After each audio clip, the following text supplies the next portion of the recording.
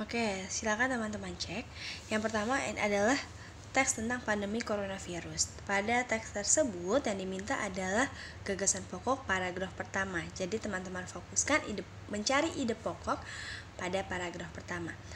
Kalau ditanya tentang ide pokok, berarti dia berhubungan dengan kalimat utama dan kalimat penjelas. Teman-teman tentukan kalimat utamanya mana dan kalimat penjelasnya yang mana. Dilihat dari kalimat yang pertama. Pada bulan Maret 2020, Indonesia menemukan salah satu warga negaranya terserang sebuah virus yang mengerikan dan mematikan. Virus tersebut dinamakan coronavirus disease atau disingkat COVID-19. Nah, kalimat kedua, virus tersebut. Nah, kata tersebut menunjukkan bahwa kalimat tersebut adalah kalimat penjelas. Jadi, kalimat utamanya yang kalimat pertama. Jadi, jawabannya adalah Indonesia terserang coronavirus pada bulan Maret 2020. Oke, Bu Amalia di sini hanya memberikan teksnya ya. Oke, di nomor 2 teman-teman diminta untuk menentukan topik percakapan antara Kak Tari dengan Sari. Kira-kira apakah Sari minta tolong Kak Tari untuk dimasakkan makanan yang lezat? Tentu bukan. Apakah Kak Tari butuh minyak goreng untuk menggoreng ayam? Bukan. Apa yang paling tepat yaitu Kak Tari meminta tolong kepada Sari untuk membeli minyak goreng. Itu sampai situ aja. Nanti minyak gorengnya baru digunakan untuk membuat pisang goreng, bukan untuk menggoreng ayam. Jadi kalau yang jawab Kak Tari membutuhkan minyak goreng untuk menggoreng ayam, berarti salah ya. Yang tepat adalah yang D. Kak Tari meminta tolong kepada Sari untuk membeli minyak goreng. Selanjutnya di nomor 3 teman-teman diminta untuk mengetahui makna dari kata tenggang rasa. Tenggang rasa kelihatan ya yang ada di kalimat terakhir itu. Oleh karena itu diperlukan sikap peduli, tanggung jawab, dan tenggang rasa untuk mewujudkan ketentraman di lingkungan masyarakat. Kata kuncinya adalah melaksanakan kewajiban menjaga kebersihan dapat memelihara hubungan antar masyarakat. Berarti ada hubungannya antara seseorang dengan masyarakat. Nah, kira-kira apa yang paling tepat? Menghargai dan menghormati perasaan orang lain atau menghargai dan menghormati perbedaan orang lain? Yaitu yang C, menghargai dan menghormati perasaan orang lain. Kalau menghargai dan menghormati perbedaan itu namanya toleransi, gitu ya. Ya, selanjutnya di sini ada sebuah teks petunjuk untuk membuat donat. Tetapi teksnya masih acak. Teman-teman diminta untuk mengurutkan teks petunjuk membuat donat yang tepat. Kira-kira manakah angka yang harus dilakukan duluan petunjuknya? Yang pertama, campur telur, gula pasir, garam, susu, mentega, dan tepung hingga rata. Ketika sudah dicampur, kemudian harus diapain? Apakah langsung didiamin? Langsung berbentuk adonan? Apa harus diuleni? Yaitu tambahkan ragi ke dalam adonan. Berarti dari 1 ke 5. Kemudian apa? Ketika sudah ditambahkan ragi, kemudian uleni adonan hingga kalis. Maksudnya hingga tercampur rata dan membentuk sebuah adonan. Kemudian setelah menjadi adonan yang kalis, adonan itu dibentuk menjadi bentuk donat. Berarti habis 1, 5, 2, 3, terakhir yang keempat. Diamkan adonan selama 20 menit. Untuk apa harus didiamkan? Agar dia mengembang menjadi donat yang sempurna. Gitu ya Kak untuk nomor ini. Oke, selanjutnya di sini ada percakapan numpang antara Ibu Isna dan Pak Hasan. Bu Isna ingin membeli semeter kain. Kemudian teman-teman diminta untuk melengkapi titik-titik yang kosong agar menjadi sebuah paragraf numpang yang tepat. Pak, berapa harga semeter kain ini? 50.000 per meter. Kemudian Bu Isna nggak tahu nih jawab apa. Kemudian jawabannya, maaf Bu, tidak bisa, nanti saya rugi. Nah, di situ ada sebuah kalimat penolakan. Berarti kalau ada kalimat penolakan, berarti ada kata yang sedikit negatif dari kata sebelumnya. Pak, berapa harga semeter kain ini? 50.000 per meter Bu. Wah, murah sekali. Maaf Bu, tidak bisa. Nyambung nggak kira-kira? Nggak nyambung ya. Berarti apa?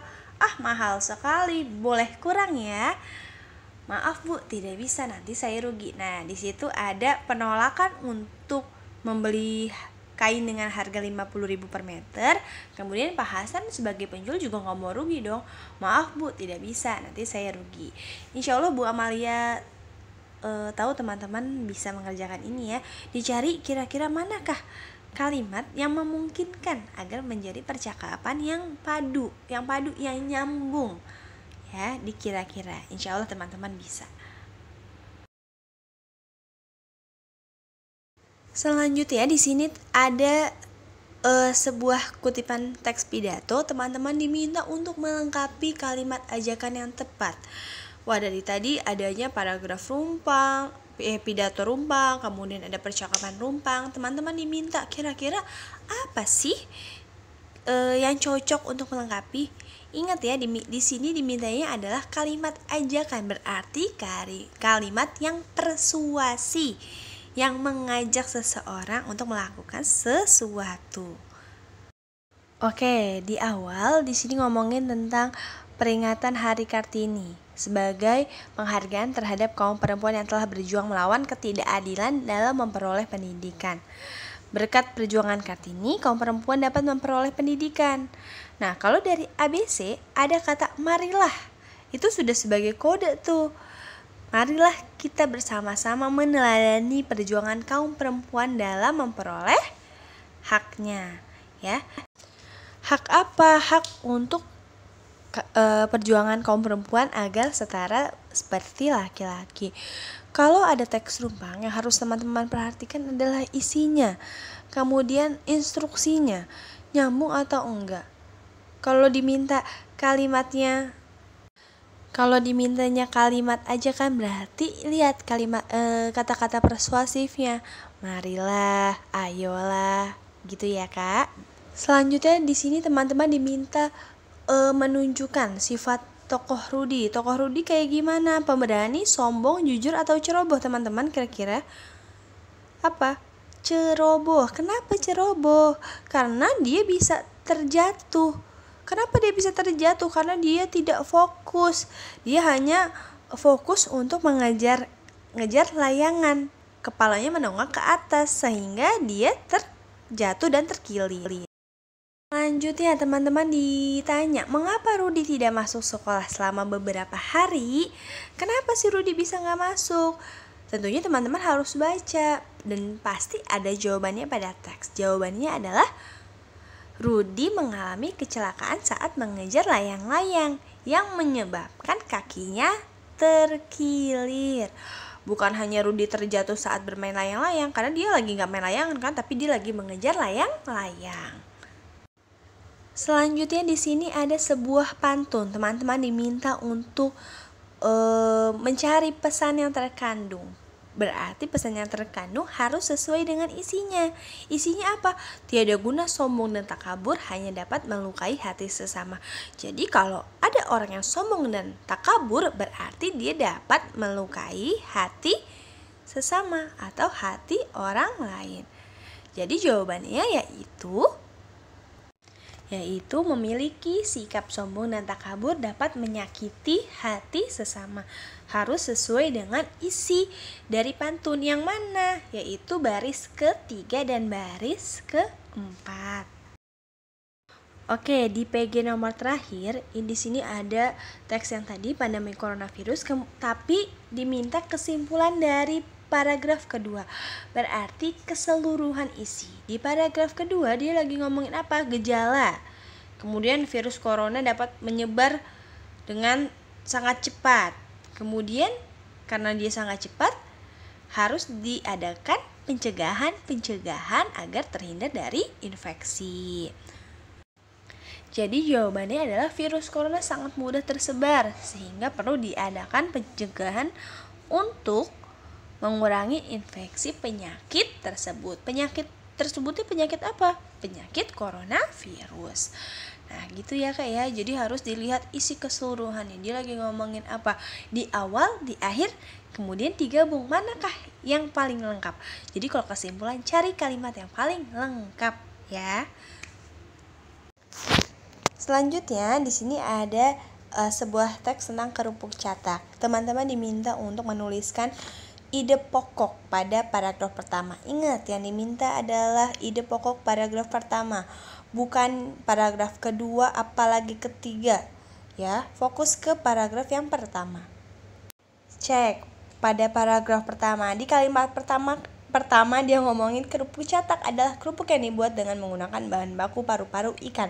Jadi intinya kerupuk catak dibuat dari bahan-bahan paru ikan. Oke, belum ketahuan itu kalimat utama atau kalimat penjelas. Lihat yang kedua. Ikan yang dipilih juga tidak sembarangan ikan. Dia ngomongin apa? Ikan yang dipilih untuk membuat kerupuk catak. Berarti dia menjelaskan kalau mau bikin kerupuk catak harus pakai paru-paru ikan. Jadi harus pakai ikan yang jangan sembarangan. Nah, berarti kalimat kedua menjelaskan kalimat yang pertama. Dia menjelaskan bahwa kalau mau bikin kerupuk catak harus memilih ikan yang benar, jangan sembarang ikan. Oke, itu baru kalimat kedua. Kita lihat kalimat kedua adalah kalimat penjelas. Kita lihat berikut. Oke, lihat di kalimat ketiga. Ikan yang dipilih haruslah ikan yang besar agar paru-parunya juga besar. Nah, berarti kalimat kedua dan kalimat ketiga kemudian seterusnya menjelaskan kalimat pertama. Jadi, kalimat yang utama atau ide pokoknya ada di kalimat yang pertama. Kerupuk catak adalah kerupuk dari bahan baku paru-paru ikan. Oke, nomor selanjutnya di sini teman-teman diminta untuk menentukan amanat. Amanat apa yang terkandung pada teks berikut, yaitu teks si Farhan mencari belalang. Namun dia lupa kalau harus izin kepada orang tuanya. Kemudian ketika dia ingat hari sudah gelap, akhirnya dia buru-buru pulang. Jadi amanatnya adalah apa dong? Amanatnya yaitu pamitlah kepada orang tua jika pulang terlambat. Atau mungkin teman-teman ada yang jawab kita harus izin sebelum kita pergi. Atau boleh teman-teman yang jawab jangan main terlalu lama. Boleh, pokoknya yang berkaitan dengan itu ya Kak. Bu Amalia insya Allah kasih poin gitu. Nah, pada teks ini teman-teman diminta untuk menuliskan nilai moral positif yang terkandung dalam cerita. Kira-kira apa nilai moral positifnya? Ayo, kira-kira apa? Yaitu si kakek pencari kayu dia sangat baik nih karena dia melindungi hewan yang sedang diburu. Padahal singa loh yang dibelain hewan buas gitu ya Kak.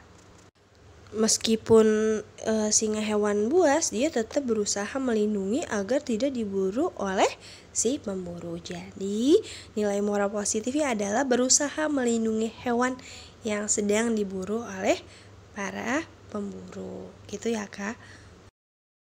Oke, selanjutnya teman-teman diminta untuk menuliskan sampiran karena di sini sudah ada isinya. Isinya tentang dengarkanlah nasihat guru dan orang tuamu, maka kau akan menjadi anak yang berbakti. Ingat, rima sebuah pantun rimanya AB. Jadi kalau misalkan isi di baris ketiga ada tuamu, berarti belakangnya mu, berarti di sampiran pertama juga belakangnya harus mu sampirannya gitu. Kemudian isi di baris keempat yaitu maka kau akan menjadi anak yang berbakti. Berarti sampiran keduanya harus belakangnya ti. Contohnya kayak gimana? Nenek tua si penjual jamu. Belakangnya sama ya, tuamu. Pergi ke pasar diantar Susanti. Ti. Dengarkanlah nasihat guru dan orang tuamu, maka kau akan menjadi anak yang berbakti. Jadi nanti Bu Amalia akan cek nih yang sesuai dengan bunyinya, rimanya AB-AB atau hanya yang penting jadi gitu. Kan berbeda ya, tergantung nanti teman kalian isinya apa gitu ya. Nah, di nomor terakhir teman-teman diminta untuk memperbaiki tata kalimatnya agar menjadi kalimat yang padu. Itu dia agak nggak nyambung nih. Dalam memperingati Ki Hajar Dewantara, masa Ki Hajar Dewantara yang diperingati? Yang benar adalah dalam memperingati Hari Pendidikan Nasional, kita mengenang kembali jasa tokoh pendidikan Ki Hajar Dewantara. Gitu. Jadi nyambung ya, Kak?